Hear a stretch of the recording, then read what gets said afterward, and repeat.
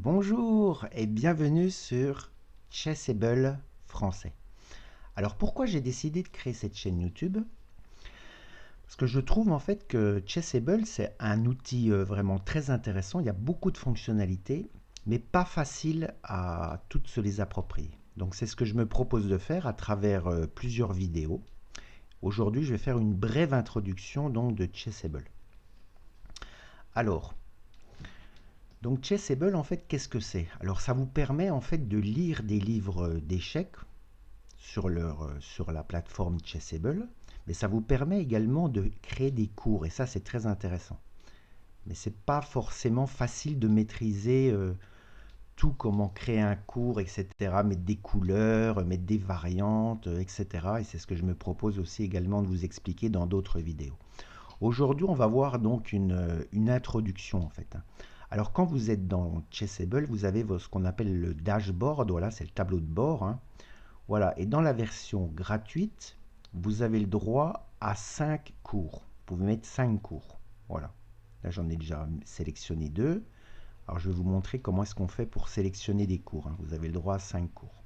Dans la version payante, c'est illimité.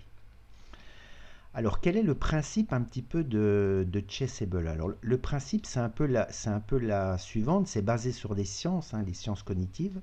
C'est qu'en fait, vous allez apprendre des choses et après, vous allez être interrogé régulièrement sur ces choses. Mais l'espace sera de plus en plus important. C'est une façon qui permet de retenir des choses. Alors, bien sûr, évidemment, il ne faut pas s'imaginer qu'en apprenant des coups par cœur, on va devenir meilleur aux échecs. Non, ça ne marche pas comme ça, parce qu'il faut comprendre. Si vous ne comprenez pas les coups, vous n'allez pas les retenir. Le cerveau retient que ce qu'il comprend.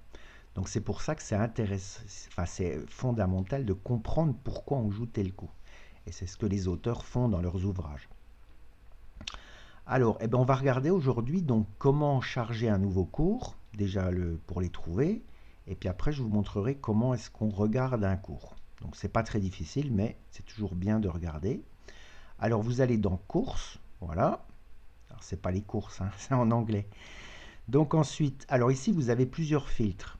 Alors vous pouvez mettre tous les cours recommandés, cours gratuits. Alors par exemple, moi je vais mettre des cours gratuits aujourd'hui, voilà. D'ailleurs ça c'est sympa parce qu'il y a beaucoup d'auteurs en fait qui font des cours complets, mais ils font ce qu'on appelle des short and sweet, c'est-à-dire des cours un peu condensés, qui sont gratuits, qui permettent de se faire une idée.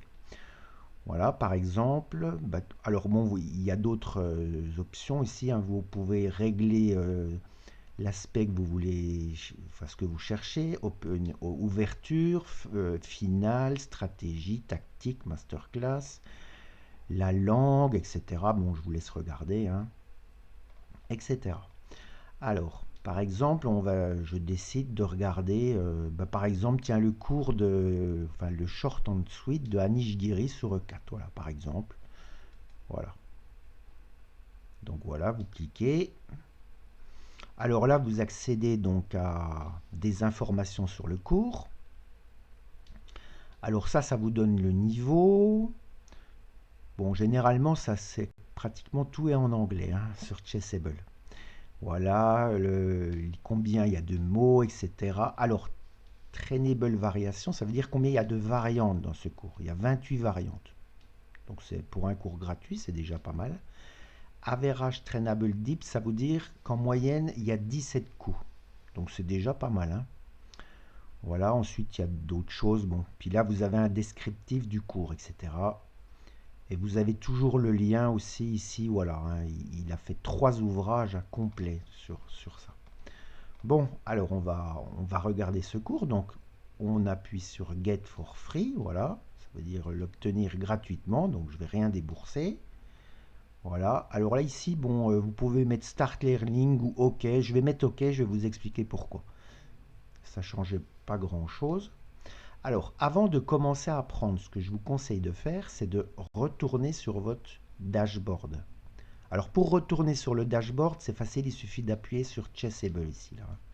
Voilà. Voilà. Donc ici, vous pouvez commencer à apprendre si vous voulez, mais avant, je voulais vous montrer des petits réglages en fait qu'on peut faire, qui peuvent être intéressants, suivant suivant un petit peu ce que vous recherchez. Donc ici, bon, il y a pas mal de choses, hein, j'expliquerai un peu plus tard ça, mais aujourd'hui, on va s'intéresser à ça. Browse, voilà. Alors ensuite, vous descendez ici. Bon, là, c'est pareil, il y a des choses, j'expliquerai plus tard. Moi, ce qui m'intéresse aujourd'hui, c'est course setting. Voilà, c'est les paramètres du cours. Alors, la vidéo, vous pouvez l'enlever ou la mettre. Bon, ça, vous pouvez laisser parce que vous n'êtes pas obligé de la regarder, de toute façon, la vidéo. Donc ensuite, il vous demande le quiz. Est-ce que vous voulez le faire après avoir appris ou immédiatement? Bon, généralement, si c'est une ouverture que vous apprenez, c'est plutôt logique de mettre après. Mais bon. Ensuite, ça, c'est un point important, ça. Si tu dis all move ou key move, alors quelle est la différence entre les deux? Alors, all move, ça veut dire que vous allez regarder toutes les variantes en entière à chaque fois. Et key move, c'est-à-dire que certaines variantes commenceront à partir d'un moment clé.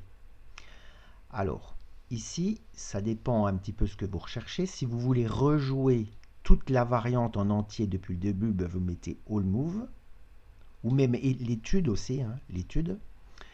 Mais si vous voulez ne pas rejouer les premiers coups, parce que les premiers coups, généralement, on les connaît, vous appuyez sur Key Move. Donc ça dépend. Vous pouvez tester. Mais de toute façon, vous pouvez changer les paramètres quand vous voulez, hein. Il suffit juste d'aller dans le cours Browse Tree. Voilà. Ensuite, là, il vous demande ce que vous allez réviser, si ça va être dans l'ordre que vous l'avez appris, par Lernen Order, ou dans l'ordre du cours. Donc là, c'est pareil, vous mettez ce que vous voulez. Ensuite, là, il y a deux fonctionnalités, mais c'est pour les versions payantes, ça. Voilà, il peut vous interroger de façon aléatoire sur un coup ou sur une variante. Ensuite, vous avez le nombre de répétitions. Alors, ça peut être 1, 2 ou 3. Ça, c'est à vous de voir, ça.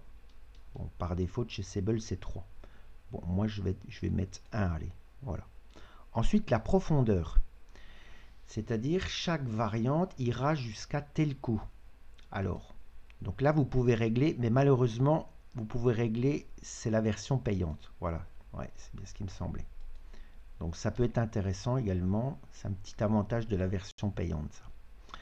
Alors, encore une chose importante ici, ce qu'on appelle les soft fails. Alors, qu'est-ce que c'est?